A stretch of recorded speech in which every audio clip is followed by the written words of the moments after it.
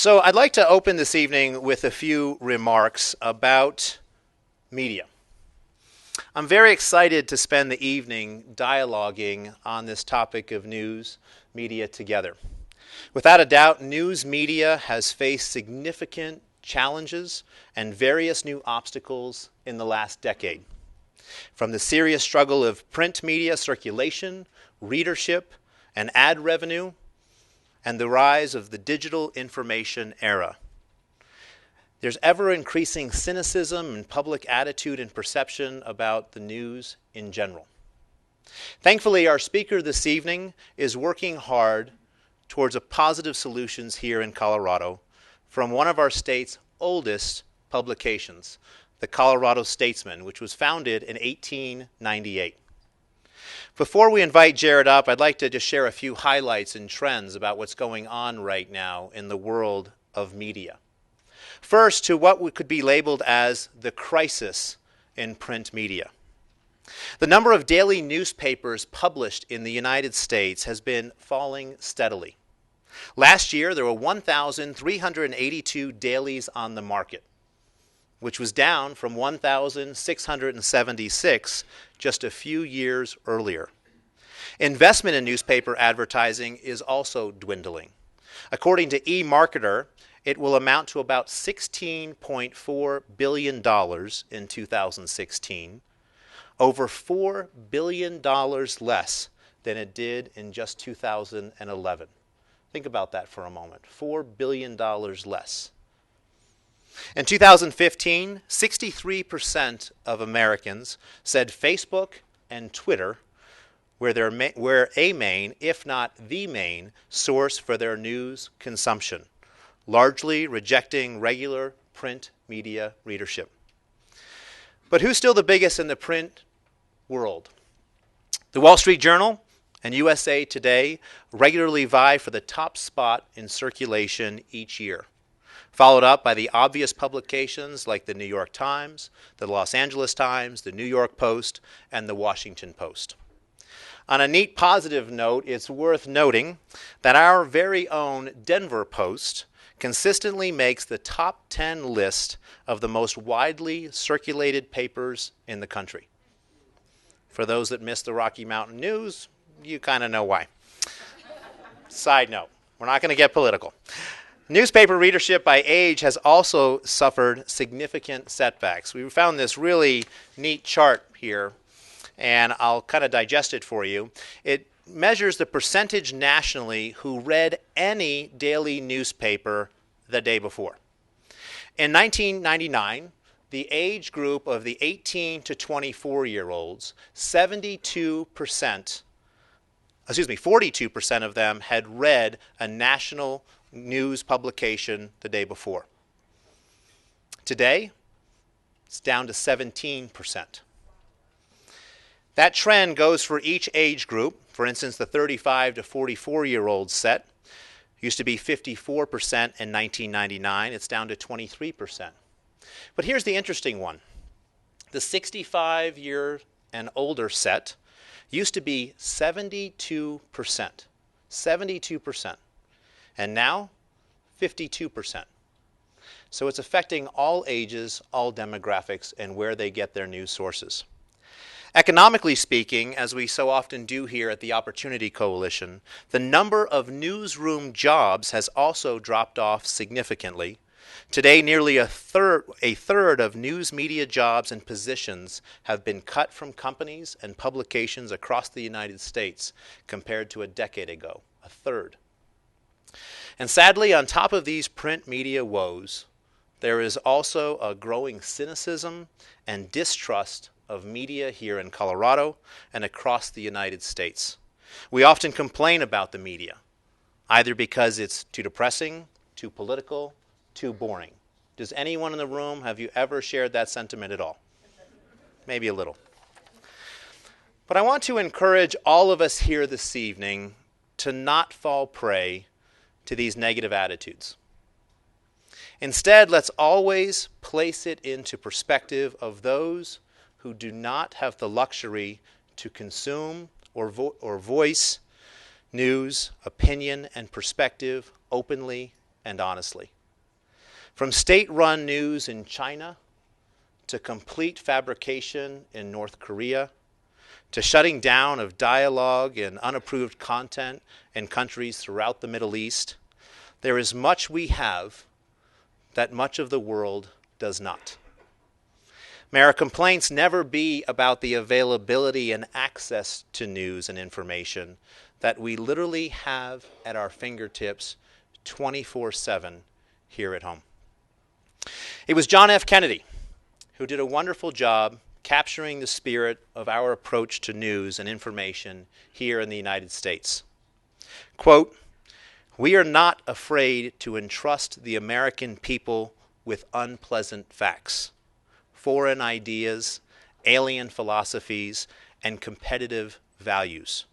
For a nation that is afraid to let its people judge the truth and falsehood in an open market is a nation that is afraid of its people."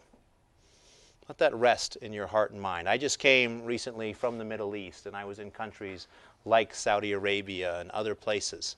And you get to see this firsthand in terms of what content and what access do you have to certain ideas. You may not always agree with those ideas. They may not always be valid ideas, but be thankful that we at least live in a country where we can hear them. To continue to help us build off these ideas of freedom of information and power of news media, I'd like to introduce our guest speaker, Jared Wright. Jared is somewhat of a Renaissance man. He spent many days of his childhood working in the dark room, learning to process black and white photos in his father's camera sales and photo processing business. I had the opportunity to develop one picture my whole life. I was in India, and I took a picture of a little girl. You've seen it, Purnima, and coming to my office, and others who have come to my office. And it's this little girl playing on the street. And there's chaos and everything going around her on this street. And she is playing and, trying to live her life. And I was on this thing called Semester at Sea in college, and so one of the young men there, he taught me how to develop my own picture. And I treasure that picture, and the ability of taking an image and seeing it form before you is very, very powerful. With technology the way it is, that's probably a lost art by far, but it is fun to see. Jared went on to manage the business right out of high school at the age of only 18. He studied political science at Colorado Mesa University, graduating with his BA summa cum laude in 2006. After attaining his degree, Jared served on a U.S. congressman's staff, worked in government affairs for the home building industry, helped manage a congressional campaign, and served for 6 years as a police officer where he received specialized certification in child forensic interviewing and crisis intervention for the mentally ill. In 2012, Jared was elected to the 69th Colorado General Assembly, serving as a state representative for House District 54. In the House, he sat on the Judiciary Committee and served as the ranking member on the Local Government Committee, passing key legislation both to help fight PTSD among police officers and combating the human trafficking trade. Today, he is the CEO and publisher of the Colorado Statesman, Colorado's longest-running political news source. He is an accomplished cartoonist. If you haven't seen his cartoons, recommend them highly. And photographer, and enjoys spending his spare time with his wife and 4-year-old daughter studying the arts. Help me welcome Jared to the front.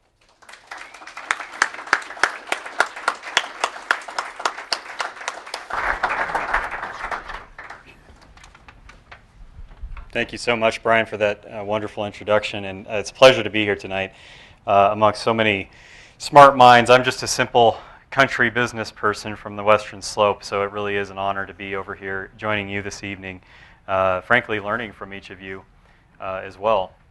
Brian touched on some great media talking points, great research, well done research on that topic. And I want to go over some of those points with you tonight. There's some hope on the horizon for media in the United States, specifically for newsprint media in the United States, and I want to talk to you about some of those opportunities as well. So first, I'll give you a little bit, maybe a little bit of my background and how the heck did a former cop / state legislator end up in the business of running a newspaper. And it's actually kind of an interesting story. I'm really blessed. I feel like it was God's hand, frankly, in directing my life. If not that, if you don't buy that, then it was a heck of a coincidence. I was a cartoonist working at the Statesman for former publisher Jody Strogoff. I had actually been doing some of that throughout the legislative session while I was in the interim back in 2014, drawing some cartoons, really making some of my colleagues upset, drawing some depictions of them. And she approached me, and there were some things that had come up with the business specifically. She knew of my political involvement in the legislature and thought that I might be a good fit to try to head up the business side of things at the Statesman. And it all kind of went from there. I had a conversation with one of my friends who's in the cartoon business. He's one of the ones that's fortunate to actually make a living from drawing cartoons. He's a Pulitzer Prize winner, and told him what had happened at the paper. And he said, isn't that sort of like the inmates running the asylum? And I said, that's partially true. A journalist in control of the business aspects of a newspaper can be challenging, whether that's a cartoonist or a writer or a videographer, you name it. But we've hit a lot of those challenges head on since I started back in January of 2015, and we've done some great things with the paper. If you chart our course in terms of business growth, it's the inverse of what you see the industry doing. We've been making in fact, we're hiring. So we're one of the papers that has been hiring journalists in the state of Colorado, and I'm pleased to say we've been able to do that. If you want to go to the next. So I'm going to talk to you a little bit about the media industry in the 21st century. This is sort of just a visual depiction for you. You see the Statesman's old logo. They're kind of reflected in our new branding. One of the first things that we did when I came in was rebranded the institution while trying to maintain some of the, the historic aspects of our logo, for example. Give you a little bit of background on the Statesman. You can go to the next slide. We have been around since 1898 in continuous publication in the state of Colorado. Not missing a beat. We've come out every week. The paper's always been a weekly. It has had various names. For a short period of time, it was the Colorado Democrat. It was a partisan publication for the state of Colorado. But we've always been in publication. We've never missed a week, and that's saying a lot in our business. It has been an absolute privilege to just be able to go through our archives. Our archives date back into the early 1940s. And if you go down to History Colorado on the microfiche, you can find even farther back. We found some papers back all the way back, in fact, to 1893. That goes even farther back than we claim to have been around. And we've always been a political niche publication. You'll see an image here of, it looks like we skipped over that last one. Can you go back, Lee? So we've got Wellington and Wilma Webb here with their first campaign win for the mayoral office. Just going back and seeing the front pages is really a privilege to be able to do that. You can go to the next. And then we have former Governor Owens depicted here, Republicans gathering downtown. I actually like the headline article on this front page. It's talking about the troubled budget for the new Denver International Airport. And this is in 1991. And the Statesman asks itself the question, it's not really all of the other debate. Are the finances in place to be able to complete this project? And clearly, history answered our question there. So I'd encourage you, if you ever have time, go down to History Colorado, look through our archives. It's really, not that any of us in this room have that kind of time, but if you have a weekend and it's rainy or snowing outside, stop by, check it out. We have been around, if you think about it, we've been around since before the state capitol building had the gold leaf installed on the dome. I mean, we have seen a lot of Colorado's history. It kind of puts it in perspective. You can go to the next one. So this is our front page from last week. We've done a lot of, as I mentioned, a lot of rebranding, recreating ourselves. trying to create a lot of buzz, and we've succeeded, I think, in creating a renewed interest in a very old institution. You can go to the next, early. So this, I think, sums up what it is to work in media, specifically to manage any outlet in terms of journalism. A little bit more of my background, and Brian touched on it, but I was right out of college. My degree was in political science. I had a great professor, John Redifer, over at Colorado Mesa University that set me up with former Representative Matt Smith, who was serving in the House, and set me up with an internship with him. So I was, of course, raised on the West Slope in Grand Junction, came over to Denver for an entire legislative session, and worked for Representative Smith for that session. And it was a real eye-opener to the legislative process for me. It was a great experience. Frankly, I got hooked on it, for better or worse, and ended up leaving the internship and going to work for former Congressman Scott McGinnis while he was serving his last term in Congress. So I also worked on some campaigns. I served as a campaign manager on a few campaigns after I served with Congressman McGinnis, and that was one of the reasons, frankly, I was interested in leading up this organization, not only because of the political aspects of it, but there are a lot of there are several nexuses, if you will, that have to do with running a business. I was raised running a small business, and running a campaign is much the same, with the added benefit of you always have that end goal in mind. You know where you need to get by November. You know where you need to push your candidate. In this case, this is what the candidate looks like. So there are some challenges in media, and you can go to the next slide. So this is actually one of my cartoons. It's one of my more recent ones. Working in campaigns is much like being in the boardroom. This is a cartoon, of course, of Donald Trump. This was a while back in September, when Scott Walker decided not to continue exploring his bid for the Republican nomination. You can go on to the next. So we'll talk a little bit about some of those statistics that are troubling as a whole if you're studying the newsprint industry.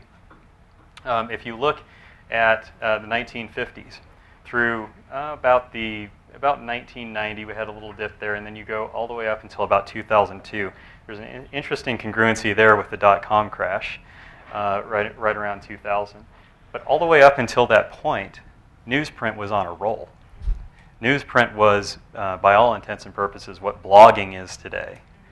If you wanted to read anything, you subscribed to a newspaper, and there were newspapers popping up everywhere: community newspapers, trade journals, city papers, small town newspapers.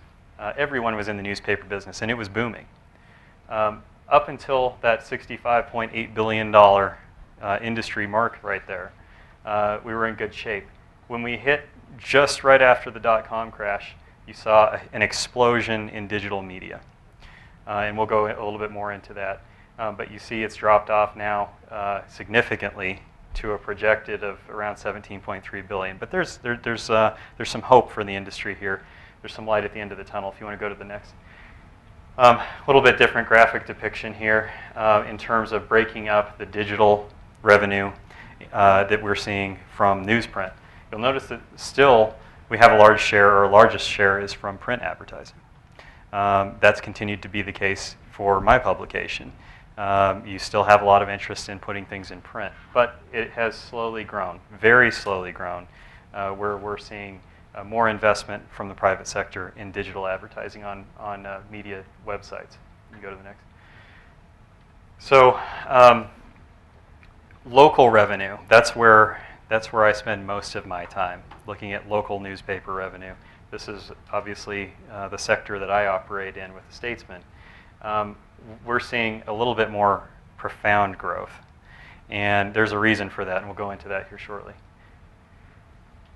Okay, this is probably the most important slide that I'm going to show you, and this has to do with specifically with Google. Google is really, really vacuuming up all of the ad sales opportunities, and there's a reason for it. They've got a great business model, right? Like they do with so much. They're a great resource for businesses. Now, a newspaper like the Statesman, because we are what I would call a cottage industry, we're a specific niche market, we have an ability to compete with Google on their own playing field because they're not doing what we're doing. They don't have media outlets that are doing what we're doing on a very hyper-local level or state level. But you can see that in 2012, this is a little bit older graph, and this has continued to grow on the digital media end for Google. They overtook magazine and newspaper advertising revenue. So that's a huge indicator right there. So this is showing Facebook. You can see that Facebook has put Google to shame in terms of advertising, and there's a reason for it. They have an even better business model. Why not bring everyone in together where, let's say it, Zuckerberg might not admit it, but you guys are the product, right? You and I are the product on Facebook. We're the product on Twitter. And he's corralled all of those individuals into one place where they're conveniently identified by their interests, self-identified by their interests, and sold ads to them. It's a tremendous business model, and they're doing very well because of that. Yahoo, not so much. They created a new logo, and that's about it. You can go on to the next slide. So it's very much a David versus Goliath marketplace in media because of these big, heavy-hitter digital giants like Google and Facebook. I threw up another cartoon that I did here. This one is specifically on Tabor.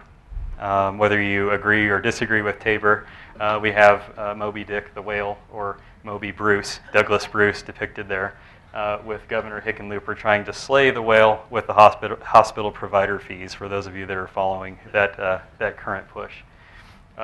This cartoon does not mean that I'm against Tabor, by the way. It's just a depiction of what's happening. So you can go on to the next. So you look at digital ad revenue. Look at that number. I mean, it's overtaking everything. Television, it's overtaking television growth. And local TV has always been sort of the crown jewel of the media business. And we have digital ad revenue overtaking it by more than double. So that is where we're focusing most of our business growth now. You can go on to the next. So the light at the end of the tunnel is that newspapers are making a comeback. There are statistics out there that are showing that people still like to hold print material in their hands. Now, I'm a millennial, right? And I know a number of millennials. They still like paper. Might not mean that we have the time or the resources financially to go out and subscribe to that paper, but we still prefer the old-fashioned ink-on newsprint over holding up our tablet with light glowing back in our direction. So in fact, we're seeing that growth. Our business model is we encourage you to subscribe to newsprint. There's a little bit of a financial encouragement to take print and digital. But the lion's share, even before we made that shift, were subscribing to print. They wanted both. They're seeing more value for their money, even if it's a little bit more expensive, to have that newsprint in their mailboxes in addition to the digital media on their tablets or computers. So fragmentation. This is going to be the challenge in the industry in 2016 for media. Fragmentation is only continuing to grow. And what they're talking about there is that media is coming from 1,000 different directions. You're consuming media no longer from 3 or 4 large media outlets. You're consuming it from 100 different outlets that are available out there on social media and on the internet. There's some significant dangers there, by the way. Because of the way that algorithms work on social media, many of us, depending on what our social leanings might be or our political leanings might be, we're being trapped in an echo chamber. We've self-identified for these social media outlets what our interests are. And because their algorithms in terms of advertising are so precise, we're being fed what we want to hear. We're not hearing the debate. So this is a danger, I think, not only for traditional media, but it's a danger for society. You can go on to the next. So what we've done to combat fragmentation is we have, if you can't beat it, join it attitude. We have put our media out wherever there's an outlet. We're on Facebook. We've seen 500% growth since I started in January in social media, specifically Facebook and Twitter. We are on tablets. You can download our print edition, an interactive print edition on tablets or on your smartphone. You can view us on the website. We're linked through all of these things. I mean, the linking is, maybe a little bit overboard, but there's a reason for that. We're driving people. We're trying to drive the people that are showing up on sites like Red State, for example. Hyper-partisan, skewed, biased media. No shame whatsoever. They're just telling you the conservative story, and that's it. And it's shameful. But there's funding there, right? Political advertising. Why buy an ad if you can just print an article and make it look like a story? So we're trying to combat that both from a, I feel like it's a moral issue, frankly, but also from a business growth issue. We want to be everywhere that everyone else is in terms of media and try to buy up as much of that marketplace as we can. You can go on. So some things that we've done at the Statesman to advance our business, and you're going to have to kind of click through this, yeah.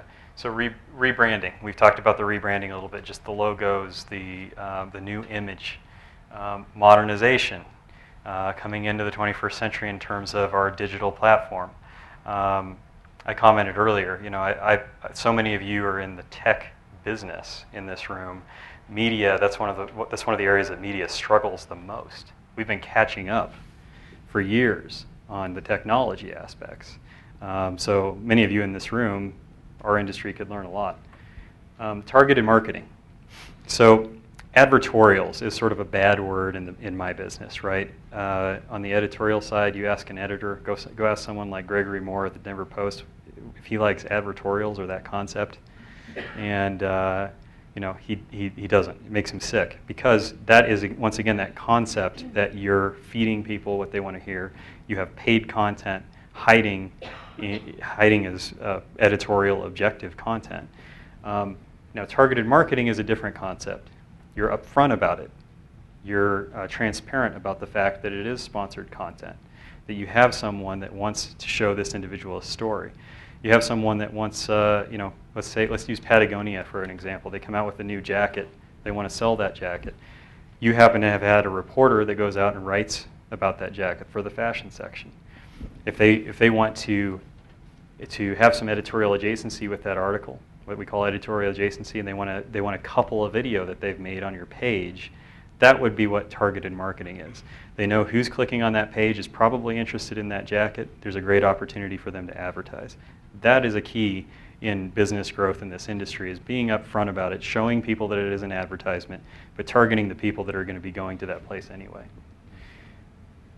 Value creation, overcoming old stereotypes. The Statesman for years was free, right? I mean, if you ran for office once back in 1972 and lost, you were getting the Statesman in the 1990s and in 2000, still coming to your mailbox because you were identified as someone that was interested. That was the business model. We have chosen not to go that route, and there's a reason for that. The Wall Street Journal, there's a reason that people pay for the Wall Street Journal. There's valuable business information in there for you to be able to make your financial decisions, your investment decisions. No different in politics. We have hundreds of businesses that are operating on Capitol Hill in Denver, Fortune 500 clients that are making their decisions in Colorado based on what the political climate, how the political climate is playing out in the state. Specifically, but the behind-the-scenes political news. What decision is being made by leadership in the House and Senate? Are they going to pass this regulatory bill or not? There's value in that. So we are creating that, once again, reinstituting that value in the Statesman, and we've seen subscriptions increase 70% since I've started, paid subscriptions. The new web publishing platform. If I seem a little exhausted today, it's because we actually launched our new website today. And any of you in business that have launched a website before, you know what that's like. Put a multiplier of 100% on that for working in media and having all of these different angles you have to make sure work on your beta edition before you launch. So we're launched today, www.coloradostatesman.com. See, I'm showing you I'm old school right there. You don't have to put the www on the front of it anymore. Go to coloradostatesman.com, check it out. We're very proud of the new platform that we have. In fact, here it is. This is the front page today. Did my microphone die? Are we good? No, we're good. Okay. This is the front page today. News on the U.S. Senate race with John Kaiser getting in. Right next door, we've got news on Tim Neville, who's both running for the Republican nomination. Looks kind of like a Republican front page today, and that's not by design. But we are still very down the middle, nonpartisan, or what I would call pro-partisan. You can go to the next. So one more. So the powerful back-end tools for clients. And if you want to go to the next slide, Lee. Oh, it'll be in a couple apparently. There we go. So this is just a front page depiction of our website. If Joe Blow goes on the website, this is what it's going to look like. And you can go to the next. If Representative John Smith logs into our website and we have clients that want to send a certain message to Representative John Smith, whether it's showing that they are spending ad money or they want to be more complex about it and send a direct message from 1,000 of Representative John Smith's constituents in his district and deliver it through the Colorado Statesman, they're able to do that. And you'll see that by those red ads on the top. So we're getting into the very targeted marketing, just like Facebook. We're not recreating the wheel. I think I've got two more of my cartoons to bore you with perhaps here, but this one, for those of you that remember the battle on 30-round magazines from last session, John Caldera and Representative Joe Salazar, and then of course the beloved Dudley Brown as Peppermint Patty there in the background. These are one of the ones that I got some phone calls on. So, and another one I got a phone call, and I understand that you're going to get to hear from the treasurer next week. But Treasurer Walker Stapleton, as you can see, I go after any side, Republican or Democrat, doing some waffle making there on para policy, cooking with the treasurer. And you can go to. I'm going to have you go back a couple, Lee. One more. Yep, there we go. So this is our growth. The reason I'm hiring is because this is our growth in readership since January 1st, 2015. I'd like to think we're doing some things right because, again, it is the upside down graph for the industry. Our readership is right at 58,000 this month. We're actually a little bit higher than that, but we take the last 3-month average for each of those calculations. So we're drawing a lot of traffic to the website. We're getting a lot of interest. And I'm happy, honestly, at the 60,000 number because you've got, generally speaking, I'm going to have maybe a Mitt Romney moment here, but you have 1% of the population that, generally speaking, has the time or the interest, frankly, sad to say, in political news. And you take that number with our population of whatever it is, a little over 5 million, that's where you're going to have the interest. Those are going to be our readers. Not saying that other people aren't interested, but we're so hyper-political that those are going to be our readers. This is obviously an older readership survey, but you can see that our readers, specifically, I want you to look at the circle there that shows the blue and red. We're actually read by 49% Democrats, 47% Republicans, 4% unaffiliated. I like that number. I think as long as we can keep that half and half and maintain the interests of both parties, we're in good shape. I'd like to have a few more unaffiliateds, but we're in good shape in terms of our political readership.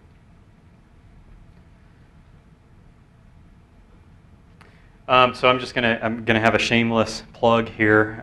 We're doing our relaunch party on February 4th. If any of you are interested, come up to me afterwards. We'll make sure that you get a ticket. We're going to be screening a promotional video that we made. We've got big names. The governor is in the video talking about the history of the Colorado Statesman and many others, and just having a good time at the governor's residence on February 4th. If you have time, we'd love to have you out there. And we'd love to have you as subscribers. This is our subscription page. Again, coloradostatesman.com, subscriptions. And I do believe that we, of any of the publications in the state, have the most in-depth and non-biased coverage in terms of politics. And I think you're going to have a lot of fun reading our pages in 2016 with this big election. My contact information is up there. I've got my cell phone up there anytime you'd like to contact me, feel free. We'll love to answer any questions at this point.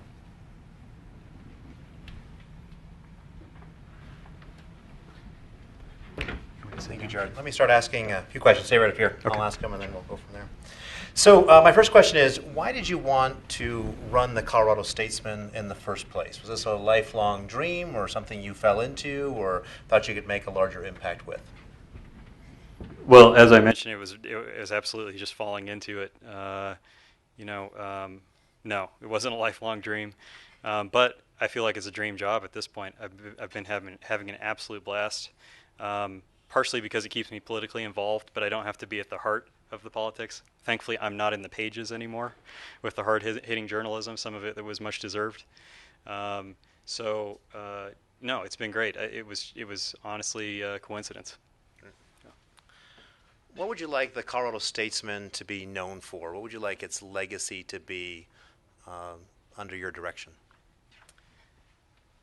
I would like to continue to be known for the next 100 years as the fair publication. The publication gives both sides a fair shake, that does the research, and it doesn't have a bias. So many, and I'll mention this, so many publications now, and I won't name names, but there are a number in Colorado, are so desperate for funds that they look to political funding to make budget. And the Statesman has never, since we were the Colorado Democrat, we have never, for the last 60 years, gone down that road. And I'm proud that the former publisher chose not to go down that road, and I can say that I'll probably close the doors before I would go down that road. There are enough of those biased news sources that have an agenda because of where their funding comes from and from who's calling the shots in Washington. So I'm pleased to be, again, that fair and balanced, I don't want to use fair and balanced, that's the Fox News thing, that non-biased news source. Given the contentious and vitriolic environment that politics can be, are there any personal topics of one's life do you think that should be, off the public domain? Well, anyone that knows my background, and I think it's probably still one of the top 4 hits if you Google my name, and I'm going to see you all bring your smartphones out there now, but there are people make stupid choices, and I'm one of them. And I made mistakes specifically when I was younger. If you run for office, you better count on the fact that every one of those things is going to be on public display, and it should be. Now, there are some things that I think that because of just the way that human beings have gotten in terms of sort of the vitriol of politics that are really saddening. For example, and I'm not a Ted Cruz supporter. For those of you who are, I'm sorry, I'm just not. But the attacks on Ted Cruz daughters, by a cartoonist, by the way, was shameful. And so, it's just the way that news media is in politics now. It is a cutthroat, full contact sport. But bringing people's families into it, talking about some of the things that are talked about now, again, going back 60 years in the pages of the Statesman, you would never find something like that. It's a very different environment today in politics than it was even 10 years ago. So be prepared for it. Number one, if you're running for office, be prepared for it. Make sure your family is prepared for it, because every one of us has made, probably not as dumb of some of the mistakes I've made, but every one of us have made mistakes, right? And they're going to come out and they'll be on display for the world to see. That said, I support 100% the First Amendment. And I think it's more important to protect the First Amendment than it is to try to scale any of that back when it comes to public servants and candidates running for office. I ran for office a number of years ago, and I can attest firsthand that they will make it up and lie and whatever, but anything is public domain. But don't be discouraged for not running and hopefully serving in some way. So with that, let's open it up for the audience for questions. John? So, Jared, talk a little bit about those unaffiliated. I'm surprised that it's so low in subscribing to the Statesman. And specifically, there was a study that Stanford came out that I think the New York Times reported on about a year ago that said unaffiliated or nonpartisan folks, unregistered, registered as unaffiliated, are actually more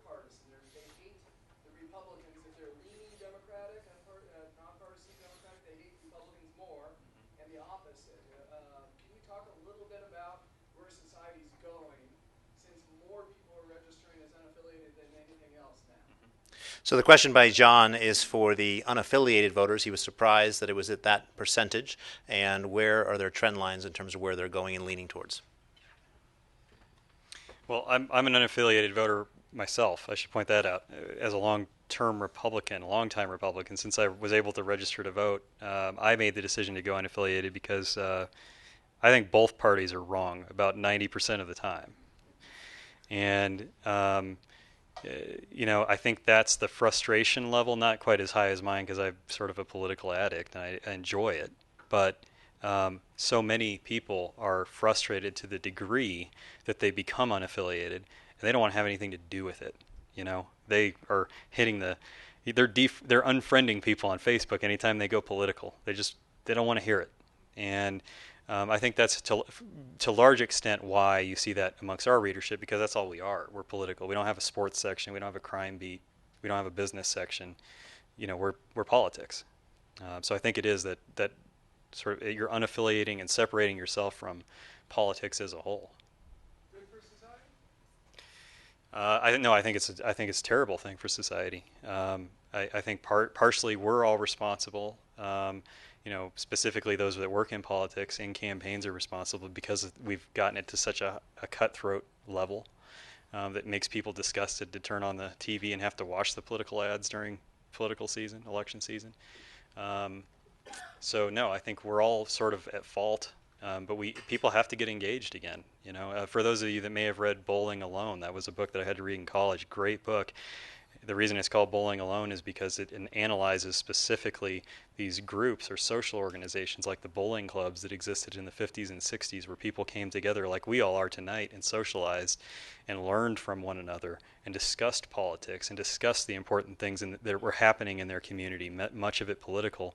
It's not happening. Now we're sitting on Facebook and we're lobbing these hyper-partisan bombs at each other and getting disgusted, right? So.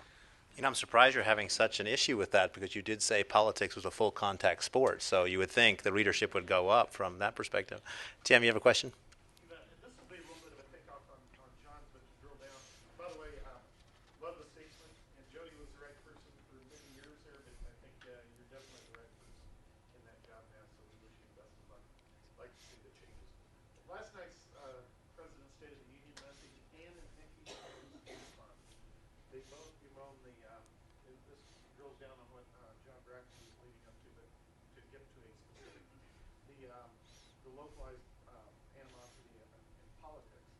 It was cited about, or it was alleged that members of Congress make their own districts and they make them safe. I think Mike Kaufman would argue that. I don't think he considers his district very safe. So, what do you think though on the redistricting that is proposed or recommended anyway by some to alleviate the animosity of politics and to stir up the congressional districts in the redistricting process? So for those that don't know, Tim is the head of the Colorado Auto Dealers Association, and he spoke last month at the Opportunity Coalition. So thanks for coming back as a guest. We appreciate that. The question was with regards to congressmen in terms of redistricting to protect themselves. What are your thoughts on that?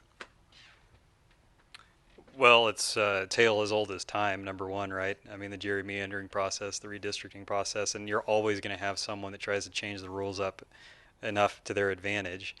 Tim, I'm not going to, I think it's a phenomenal question, and it's one that we're going to have playing out in our pages and online, and we're going to do a lot of coverage on it. So I'm not going to comment on my particular opinion just because, we are going to cover both sides, and that is a state issue. But I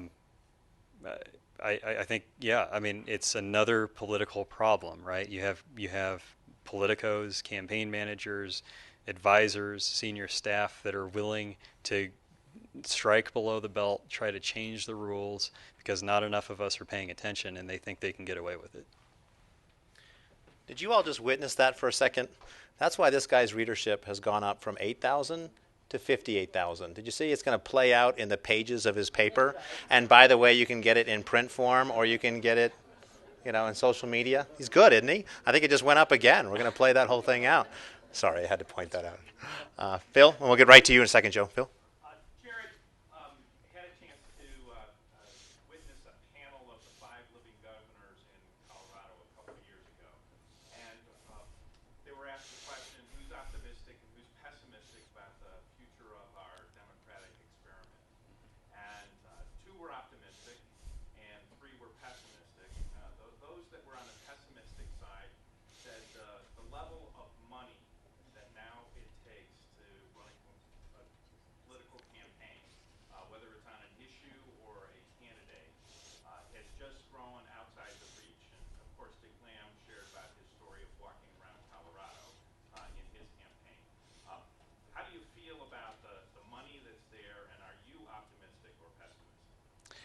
So for those that don't know Phil, he's the former mayor of Littleton, so thank you for joining us. The question is with regards to, saw a panel with 5 of the former governors, and some being optimistic and pessimistic, and I would reframe that instead of the democratic experiment, the constitutional republic experiment, but that's just me, and how does he think that's going for us? Well, that's a great question. For those of you in the room that are on a board for a political action committee, my cell phone's right there. We do sell political advertising, so no, I mean it's really a catch-22 for a business like mine, right? Because we like to see political advertising revenue, but on a personal level, I think many would be surprised what my opinion is on that, and that's that there's too little in terms of I don't want to say regulations, but there aren't any checks and balances. We haven't struck the right balance in terms of how funding works, and specifically this dark money that we have so much of. There's no accountability, right? And I'm in the news business. We're supposed to prop up transparency, and there isn't a whole lot of that right now in that specific field. So a hard answer for a publisher, again, of a newspaper, but yeah, I think there is a problem. It's interesting there's not more transparency in an environment we hear so much about politics all the time. Isn't that interesting when you think about it? Joe, you've been very patient. I'll get to you in just a moment. Yes? You had a question a moment ago? Yeah. So it kind of piggybacks on his question. You talked about being a staunch defender of the First Amendment, and with the Citizens United ruling, which brought in all this money and dark money. I mean, I feel like, and I'm an unaffiliated voter as well, is that it's no longer we the people, it's we the special interest money. It's taken over, and I think politicians get in there with good intentions, but they're like NASCAR drivers, right? They're bought and paid for by their sponsorships. And what are your feelings around the whole Citizens United and all that dark money? If you could elaborate a little bit more on top of what his question was. Question was elaboration a little bit more in terms of campaign funding and specifically Citizens United. Well, again, I'm going to break with my former political party and say that there's a need for some checks and balances in that area of statute. I don't have the answers there, and frankly, you get an army of attorneys on either side that craft the answers, and you end up with oftentimes more problems. Right? This is why people are frustrated. I've got to stop. I'm going down the wrong path here. I'm creating more unaffiliateds who are not going to read my newspaper, but no, I mean it is frustrating, and it's something that we cover on a regular basis. Has a nexus at least with Citizens United. So, I mean, yeah, I could talk with you for hours on that topic and get very theoretical on it, but there's clearly a problem that needs to be fixed, and people on both sides of the aisle need to address it. I agree. You have a question back there?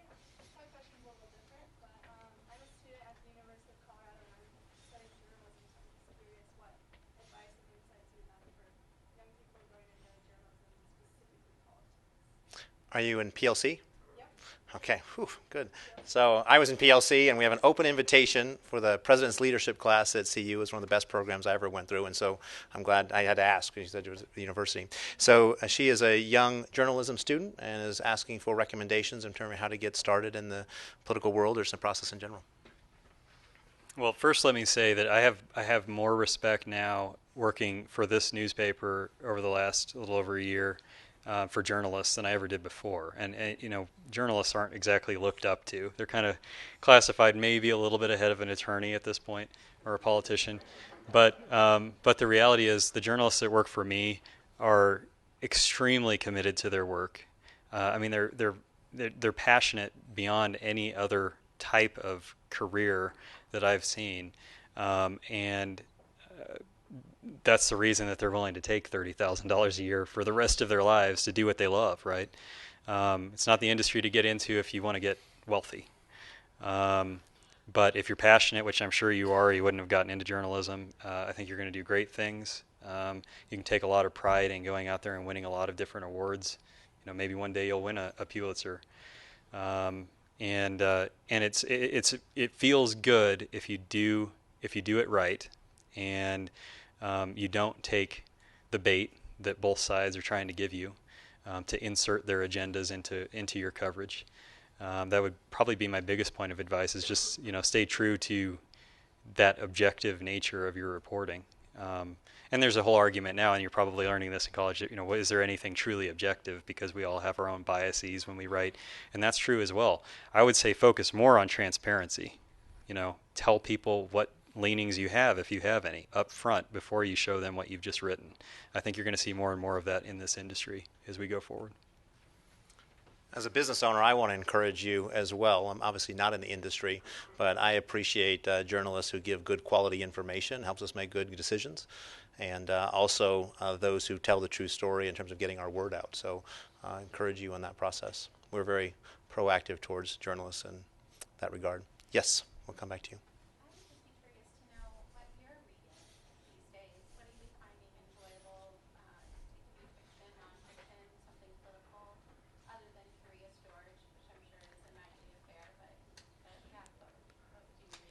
The question is, other than the Colorado Statesman, what would you enjoy reading on a daily basis? Curious George, Sesame Street, My Little Pony, you know, the names go, yeah, with a 4-year-old daughter. You know, when I have some downtime, I still enjoy picking up the New York Times. I enjoy the Atlantic. I won't name a competitor that I actually read, but you know, and that's on the news end. In terms of you know, in terms of fiction, I'm a huge fan of fiction literature.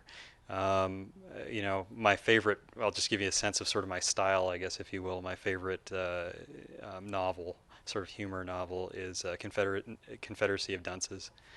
A hilarious book if you've never read it. It's just, you know, you'll catch yourself laughing out loud. So, no, I'm an avid reader. I read really anything I can get my hands on. I've had to catch myself a little bit more not doing as much of it, because in the news business you're working 24/7, and I probably read more of our stuff than anything else. But yeah, when I'm not watching Sesame Street, I'll pick that up. Great. And you had a question? It's easy. What restaurants and bars host the most intense political scene in Colorado? What restaurants and bars host the most intense political scene in Colorado? Well, this might be a trick question, because one of my pages had an advertisement on it that is a really politically engaged bar, but it's Capitol Cigars, and they try to cast themselves. They're just a few blocks from the Capitol. They have a lot of legislators and staffers that go in there on a regular basis, so you can pick up some interesting conversations. You can get in on some interesting conversations over there, or eavesdrop. Brown Palace too. Churchill's. Talk about the smoke-filled rooms. You go into Churchill's, right? You've got the cigar smoke and the guys drinking. A lot of times those are from the Capitol building, and I can say that from personal experience. It's just where everyone goes to let their hair down. So another good place to go pick up some interesting conversations. Yep. Do you send some of your journalists there? I don't know if he's going to answer that. Oh, they're all undercover. You'll never know. Exactly. So you had a question? I was just kind of curious. I mean, first of all, I mean, you've just been fascinated, and the information you're talking about is so interesting. But if somebody wanted to become like a CEO or to move up in companies, especially like in the media things you're talking about, how does one do that? How do you move up in a company? So the young gentleman who's asking that question, he's a student at DU. and his family is very involved in business and construction in India. So thank you for asking the question. The question is, if you wanted to move up in that world and regard, how would you go about doing so? Keep pushing forward. Take all of the missteps in stride. Keep pushing forward. I mean, we're all gonna, again, make mistakes. I've made my fair share. I feel privileged to have been elected to the House of Representatives and sat in one of those chairs of one of only 65 people. Consider it an honor. I would never want to do it again. 2 years was enough, but follow your dreams. Number one. In my case, by the way, I wouldn't say so much the Renaissance man. One of my staff wrote that up, and I think they went a little overboard. I'm good at a lot of things, maybe not great at anything, but I followed a number of different dreams. I've gone down a whole bunch of different paths, and this happens to be where I'm at in my life. Frankly, I'm in a position, I love this job. I'd do it for another 50 years at this point. So do what your heart leads you to do, and I think you'll be successful. Let's take a couple of more questions. I've been leaning on this side, but Charlie, you raised your hand so quick, I have to do it. So no, go ahead. I want to hear your question. The year has a lot of contentious issues upcoming. What are you most excited about writing about? What's going to provide the best fodder for the newspaper over the course of the next session? So Charlie is with Alpine Banks. If you don't know them, they just moved here to the Front Range. And his question is, in the coming year, what are some of the more contentious issues that will be coming forth? So for the state, two big issues are going to be the ballot initiative for building a better Colorado and the ballot initiative for beer and wine in grocery stores. Specifically the second one, because it's a little bit more of a sexy issue, right, is going to be a lot of fun to watch play out. It's a David and Goliath battle. There's huge money on the grocery store side and not so much on the mom and pop shop side. Regardless of what side you fall on, it's going to be really, small business versus big business in the state of Colorado, and watching that play out is going to be interesting. Probably expected me to say the presidential race. Of course, that's going to be huge. For my publication, though, it's going to be those state issues. The Senate race is going to be interesting. We, have some candidates in that I think on the Republican side it'll be an interesting primary. And I do say primary. I think it will be a primary. And you've got Senator Bennett defending his seat. It's going to be fun to watch. So those are going to be some of the key issues. And then, of course, we love the local stuff, too, down to the state rep seats, county commission seats. You get some really interesting people that run for these offices sometimes, and it makes for great news. Were you all aware there's a presidential election this year? Did you know that? Okay, I didn't know. Besides, no. Luke, I have a question. Sorry, I had to put that out there. Subscription rate growth was incredible. I mean, hats off to you in the time frame of how you did that. At what point, you mentioned something that was very specific, because I was just home in Michigan for Christmas, and you had all the kids sitting around on their iPads, and everyone else is sitting around on their phones, and then you have my 73-year-old mother opening up the newspaper and reading it. In your mind, at what percentage, say that 68,000 subscribers that you have, just say it stays even, at what point do you see you're only printing to 5% of that population instead of a larger percent of that population? So Luke's question is with regards to demographics and who's actually reading print media versus online, and at what point is that trend going to be changing even more so than it already has, basically? Yeah, I mean, you're really getting into some theory, media theory, really. I mean, there's no way, no one has found, the magic reading glasses to figure out how to read the trends on this. And I think print's going to continue to decline just naturally. You have a generation that will slowly pass away, and you have people that, like my daughter, that I don't let her spend much time in front of a tablet or a phone, but just enough so she's there, right? So she has the skills, because you're going to have an entire generation. My generation, I'm 33. I bought my first cell phone when I was 17, so most of my childhood I didn't have tablets or smartphones. You have a generation coming up now that's all they're going to know. And that's what they're going to expect to read on. And I think that technology is going to continue to get extremely advanced where you at some point, I mean, there are prototypes out there for digital papers. So I think there will be a different way of reading news in that way, where you've got a flexible screen that you're reading on that sort of mimics what an old newspaper was.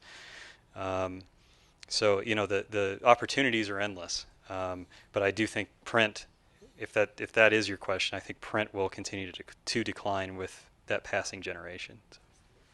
Let's take one last question. I want to be respectful to everybody's time this evening. Yes. Yeah, I'm curious to know how you can run an unbiased newspaper. I don't know if you interview each one of the writers and see, because I show my children all the time in newspapers how by adding an adjective here and an adjective here, that this one's an extreme, but when I'm talking about the other side, I'm talking about moderate, whether it's gun rights or whatever, but you can obviously see biasness in everything you do, and I didn't know if that was your role as publisher, is to go, whoa, whoa, whoa, come in here, son. You can't add that. So the question is, how can you truly run a unbiased newspaper, and as part of your role, helping to curtail some of the bias that may exist? Well, the truth is, story to story, you can't. Because you're absolutely right. Everyone, and as I mentioned to the young lady who's a journalist, everyone has some type of bias, from their life experience, even if it's not political, just from a life experience. So you can't, story to story. What the Statesman, I think, has done so well for so long is that they balance it out. They have writers from both slants and everywhere in between. I'm proud to have an editor, Ernest Lunning, who does an incredible job in terms of, the Republicans thinks he's a Republican, the Democrats think he's a Democrat, and that's a sign of a good reporter because he has sources on both sides. He's fair to both sides are willing to talk to him. Having someone at the helm, and that, to answer your question, that's not me, that's the editor, and he does a great job of that. What he'll do is he'll take his writers' stories. Some of them come from a little bit more liberal slant, some from a conservative slant, somewhere in between, and he'll make sure that there's balance in the 24 pages or 16 pages of a weekly issue, and same on our website. Might not even be the same week. Maybe a week later. We just make sure that we follow up with something with a little bit different twist, different perspective. So instead of where's Waldo, we're going to have where's Ernest. Sorry, just had to put that out there. Politically, of course. Let's give Jared a round of applause.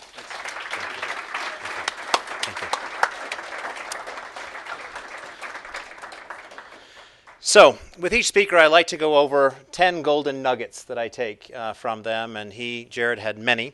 But let me just share a few that really stood out to me. Number one, we've created a new interest in a very old institution. Think about that for whatever business that you might be in. Is there an old institution that you can create a new interest in?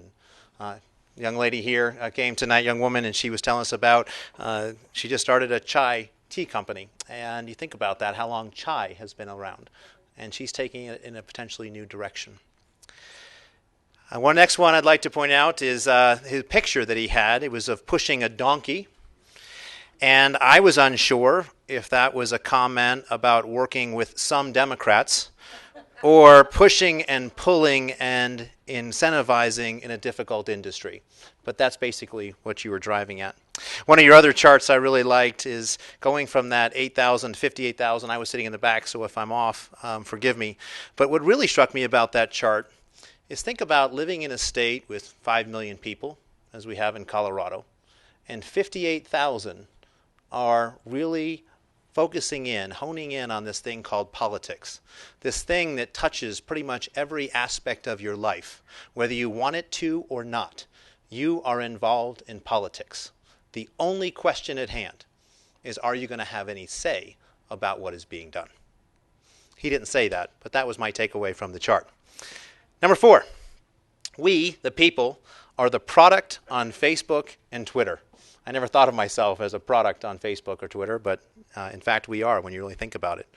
Number 5, it's a David versus Goliath marketplace.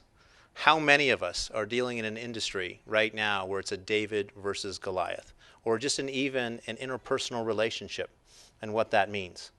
The takeaway from that is even the ones that they don't think can prevail, the ones that they think are the weakest, can actually prevail and do great things. So encourage you in that.